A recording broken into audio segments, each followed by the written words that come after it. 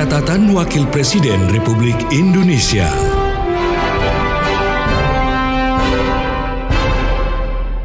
Wakil Presiden Ma'ruf Amin didampingi Ibu Hajah Wuri Ma'ruf Amin beserta rombongan terbatas melakukan kunjungan kerja ke tanah Papua.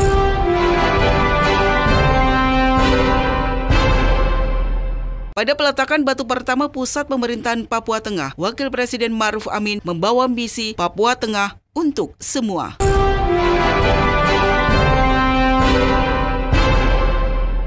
Wapres apresiasi kerukunan umat beragama di Fak-Fak Papua Barat yang dikenal dengan falsafah satu tungku tiga batu.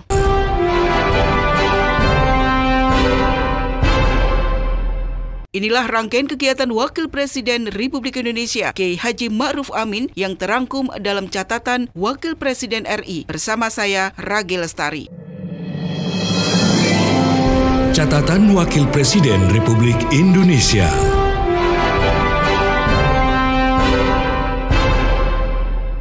Selasa 11 Juli 2023, Wakil Presiden Ma'ruf Amin didampingi Ibu Hajah Wuri Ma'ruf Amin beserta rombongan melakukan kunjungan kerja ke tanah Papua. Selama 1 pekan, Wapres yang merupakan Ketua Badan Pengarah Percepatan Pembangunan Otonomi Khusus Papua atau BP3OKP mengunjungi 3 provinsi di bumi cendrawasih, yaitu Provinsi Papua Tengah, Provinsi Papua Barat, dan Provinsi Papua Barat Daya dengan sejumlah agenda. Menggunakan pesawat khusus kepresidenan Boeing 737-400 TNI Angkatan Darat, Wapres beserta rombongan lepas landas dari Pangkalan TNI Angkatan Udara Halim Perdana Kusuma menuju Bandara Internasional Moses Kilangin Mimika, Papua Tengah. Saya sebagai Ketua BP3OKP, BP3 itu Badan Pengarah Percepatan Pembangunan Otonomi Khusus Papua.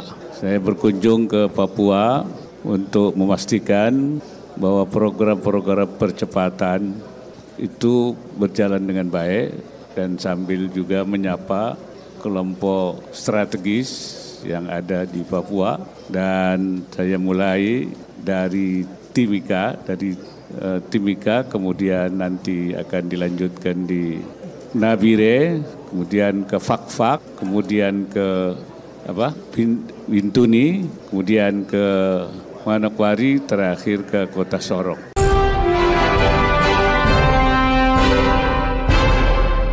Rabu 12 Juli 2023 di hari kedua kunjungan kerja ke Papua, Wakil Presiden Ma'ruf Amin mengunjungi dan menyapa para peserta didik Institut Pertambangan Nemangkawi milik PT Freeport Indonesia di Kabupaten Mimika, Papua. Program ini diselenggarakan sebagai bagian dalam upaya meningkatkan kapasitas sumber daya manusia yang menjadi fokus utama pemerintah dalam mewujudkan cita-cita Indonesia yang lebih maju. Dalam rangka mencapai tujuan tersebut, pemerintah mendorong berbagai program yang terkait dengan ketenagakerjaan. Salah satu langkah yang diambil adalah meningkatkan kompetensi dan produktivitas melalui pelatihan vokasi. Saya pertama tadi menghadiri melihat penyelenggaraan daripada pusat pelatihan Nemangkawi, ya tempat melatih anak-anak kita, khususnya anak Papua asli, orang Papua asli, untuk meningkatkan keterampilannya supaya menjadi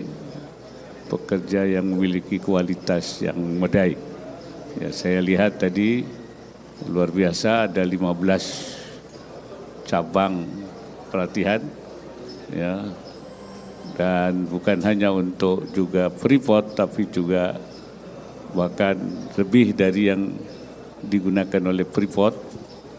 Dari yang sudah dilatih ada 4.000, 3.000 yang untuk. Oleh karena itu saya menyampaikan apresiasi. Ini merupakan juga peran daripada swasta, kalangan usaha yang bisa meningkatkan kualitas anak-anak Papua khususnya dan juga putra Indonesia pada umumnya. Kemudian saya juga menghadiri tadi penyerahan bantuan pada para mereka yang bekerja, yaitu dari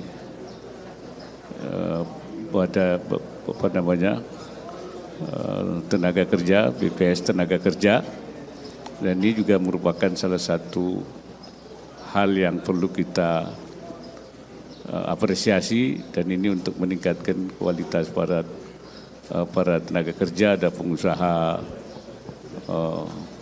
ternak, ada juga dagang, dan juga kolaborasi dari Bank Papua, BPD Papua, yang terus mengambil peran dalam rangka meningkatkan, memberikan kur atau mempermudah pinjaman, UKM, untuk meningkatkan UKM di Papua Tengah ini. Dan saya memang berharap bahwa Bank Papua Daerah itu bisa terus membantu para UMKM ini supaya dia tumbuh, bahkan bisa naik kelas.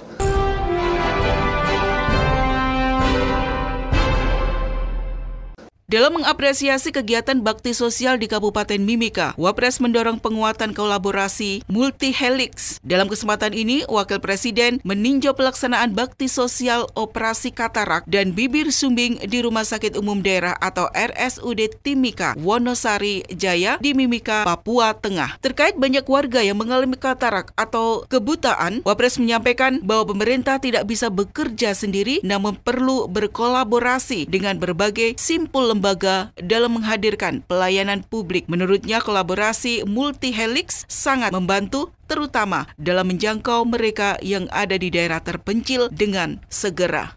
Dan juga kali ini saya menghadiri operasi yang diselenggarakan oleh Operasi Katarak dan Bibir Sumbing oleh kerjasama dari Persatuan Purnawirawan Angkatan Darat bersama dengan Freeport, dengan pemerintah daerah, bersama dengan juga TNI Polri. Ini disebut sebagai kolaborasi multi-helix di dalam rangka menangani yaitu katarak. Ternyata banyak yang mereka merasa terharu, yang kemarin-kemarin itu tidak melihat, sekarang bisa melihat. Nah, inti daripada apa yang kita lihat sore hari ini itu pentingnya kolaborasi multi-helix, bukan saja di dalam masalah menyangkut masalah pengobatan katarak dan bibir sumbing, tapi juga untuk semua langkah-langkah percepatan pembangunan di Papua dalam segala halnya. Mengenai masalah katarak ini, ya memang tadi kalau Pak Panitia mengatakan juga salah satu penyebabnya itu sering pola hidup adat yang sering membakar kemudian mengakibatkan terjadinya katarak.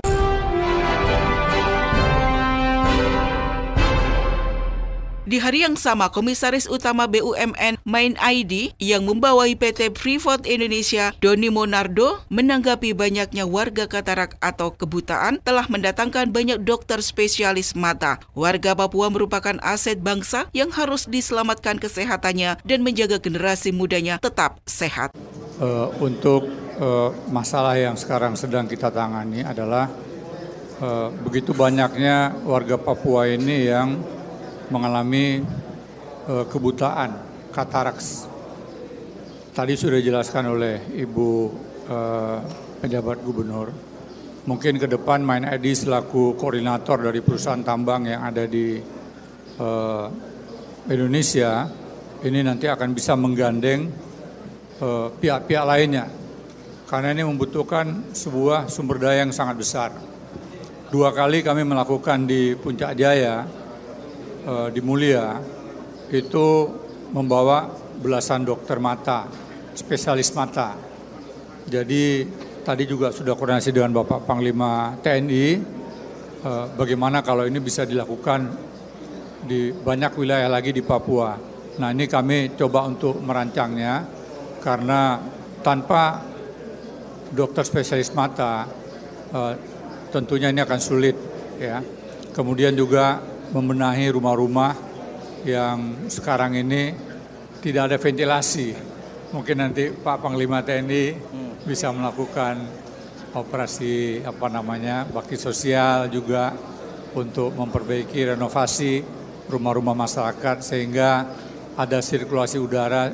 Dan ini dampaknya bukan hanya untuk generasi sekarang, tetapi untuk generasi yang akan datang. Jadi bagaimana warga Papua itu harus kita jaga kesehatannya sehingga ke depan matanya sehat, tubuhnya sehat, semuanya sehat.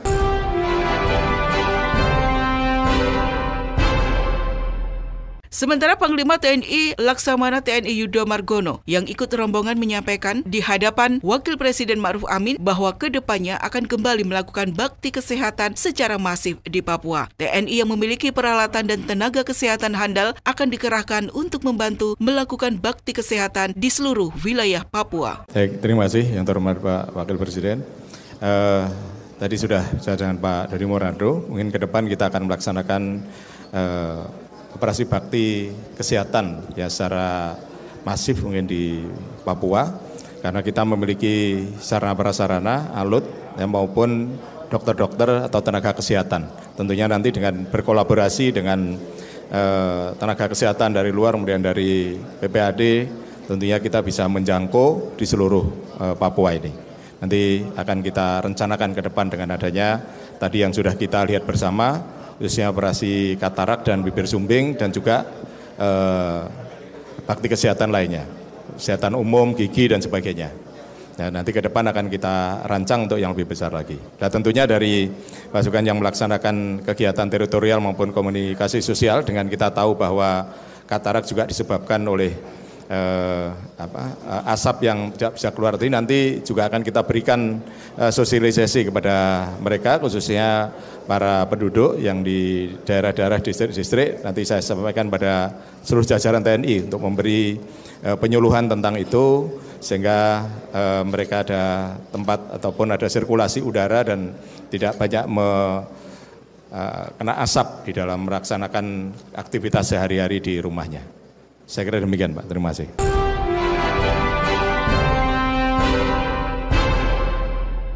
Kamis 13 Juli 2023, Wakil Presiden melanjutkan kunjungan kerja ke Kabupaten Nabire yang resmi menjadi ibu kota Provinsi Papua Tengah. Wakil Presiden Ma'ruf Amin selaku Ketua Badan Pengarah Percepatan Pembangunan Otonomi Khusus Papua atau BP3OKP melakukan peletakan batu pertama dalam rangka menetapkan lokasi pusat pemerintah Provinsi Papua Tengah. Sejak 25 Juli 2022, Kabupaten Nabire resmi menjadi ibu kota Provinsi Papua Tengah sesuai dengan Undang-Undang Nomor 15 tahun 2022. Letak geografis Kabupaten Nabire dipandang strategis sebab menjadi jalur lintas penghubung transportasi darat, laut, dan udara di tanah Papua. Untuk itu, di kawasan pusat pemerintahan yang mengedepankan konsep pembangunan Smart and Green City, secara khusus Wakil Presiden Ma'ruf Amin membawa misi Papua Tengah untuk semua yang diharapkan dapat merangkul dan saling memadukan langkah guna meningkatkan kesejahteraan masyarakat Papua.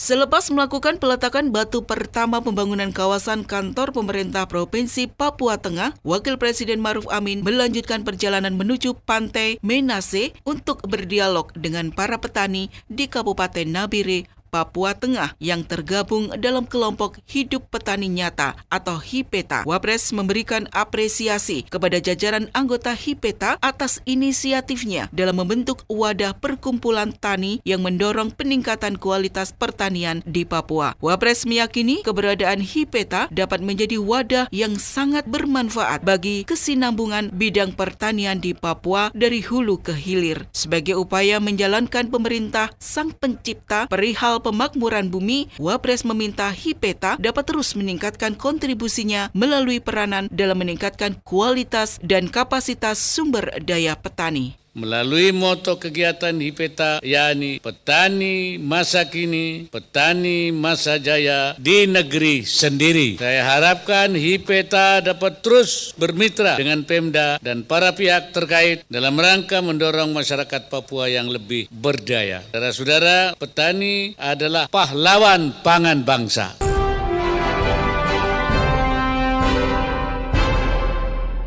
Usai melakukan serangkaian agenda di Kabupaten Nabire, Wapres beserta Ibu Haja Wuri Ma'ruf Amin dan rombongan terbatas menggunakan pesawat CN-295 lepas landas dari Bandar Udara Doa Turure Nabire, Provinsi Papua Tengah menuju Bandar Udara Torea Fakfak, Provinsi Papua Barat, dilepas oleh PJ Gubernur Papua Tengah Ripka Haluk dan anggota Forum Koordinasi Pimpinan Daerah Provinsi Papua Tengah.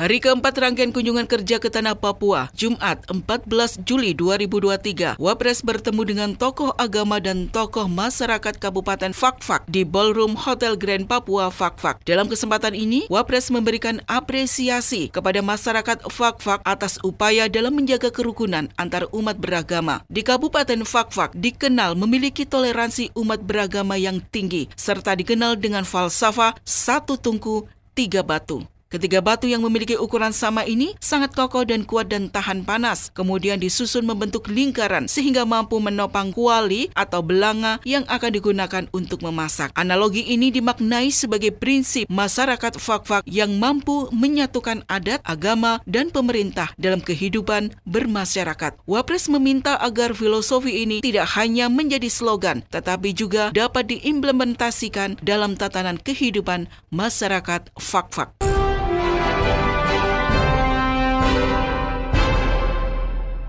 Usai menyelesaikan serangkaian agenda kunjungan kerja di Kabupaten Fakfak, Papua Barat, Wakil Presiden Ma'ruf Amin didampingi Ibu Hajah Wuri Ma'ruf Amin beserta rombongan bertolak ke Teluk Bintuni untuk meresmikan sejumlah fasilitas umum, groundbreaking, kawasan industri, serta agenda strategis lainnya. Kawasan industri Teluk Bintuni terletak di Desa Onar Baru, Distrik Sumuri, Kabupaten Teluk Bintuni, Papua Barat. Kawasan industri Teluk Bintuni merupakan mayor proyek RPJMN 2020-2024 di luar Pulau Jawa sekaligus menjadi salah satu proyek strategis nasional atau PSN. Pengembangan kawasan industri Teluk Bintuni merupakan kolaborasi antara Direktorat Perwilayahan Industri dengan Direktorat Industri Kimia Hulu dalam menyiapkan kawasan industri dan pembangunan industri pupuk dan metanol. Bintuni, ya memang singkat tetapi saya bersyukur karena saya bisa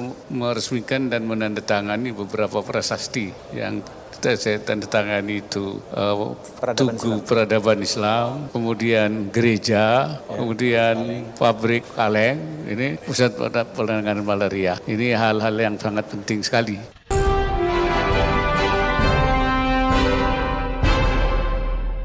Sabtu 15 Juli 2023, hari kelima kunjungan kerja Wakil Presiden ke Tanah Papua. Wakil Presiden Ma'ruf Amin menghadiri konferensi Hari Pekabaran Injil atau HPI ke-168 Persekutuan Gereja-Gereja Papua atau PGGP setanah Papua di Manokwari. Dalam sambutannya, Wapres menyampaikan Manokwari yang menjadi saksi sejarah kehadiran dua penginjil, Otto dan Gessler pada 5 Februari 1855. Hal ini menjadi penanda dimulai pembangunan peradaban baru Papua. Ajaran kasih telah memberikan warna tersendiri di tengah-tengah masyarakat Papua, sekaligus sebagai landasan yang kokoh bagi percepatan pembangunan Papua. Dengan prinsip kasih, gereja menjadi pelaku utama dalam menjalankan pelayanan sosial dasar, pendidikan, kesehatan, ekonomi, dan beragam aspek lainnya dalam pertumbuhan masyarakat. Wapres meyakini konferensi ini akan menghasilkan rekomendasi pikiran gereja untuk kebaikan dan kesejahteraan bersama, sebagaimana tahun lalu yang telah diselenggarakan. Dalam kesempatan ini pun, Wapres menyampaikan 5 pesan Manokwari untuk kesejahteraan bersama Papua. Berikut pesan Wapres. Oleh sebab itu saya ingin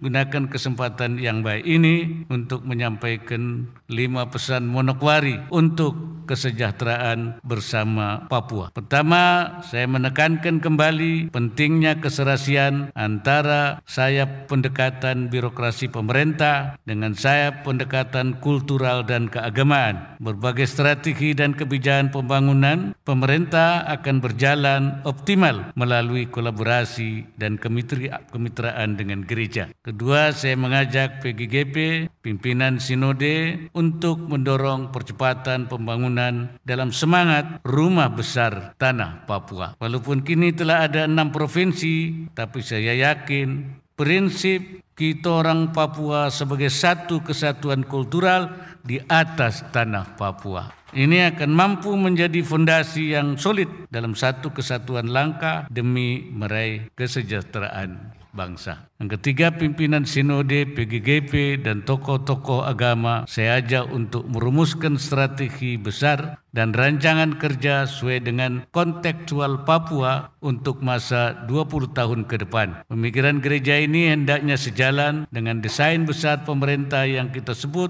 Rencana Induk Percepatan Pembangunan Papua tahun 2022-2041. Yang keempat, kita tentu menginginkan kerja-kerja nyata yang bersifat quick win. Untuk itu, PGGP setanah Papua agar intens melakukan sinergi, kolaborasi, dan koordinasi dengan kementerian, lembaga, dan para pihak lainnya. Dalam hal ini, BP3OKP bersama PGGP akan terus mengawal proses persiapan, perencanaan, dan pelaksanaan berbagai program kegiatan quick win sesuai kontekstual Papua. Yang kelima, sebagai wujud kerjasama, kolaborasi gereja dan pemerintah, saya menyampaikan apresiasi atas gagasan pendirian Papua Christian Center atau PCC. Saya minta kementerian atau lembaga terkait dan Pemda untuk intens berkolaborasi dengan PGGP dan pengurus Papua Christian Center. Harapannya PCC dapat berdiri di era Kabinet Indonesia Maju sehingga akan berguna bagi kemuliaan rakyat Papua.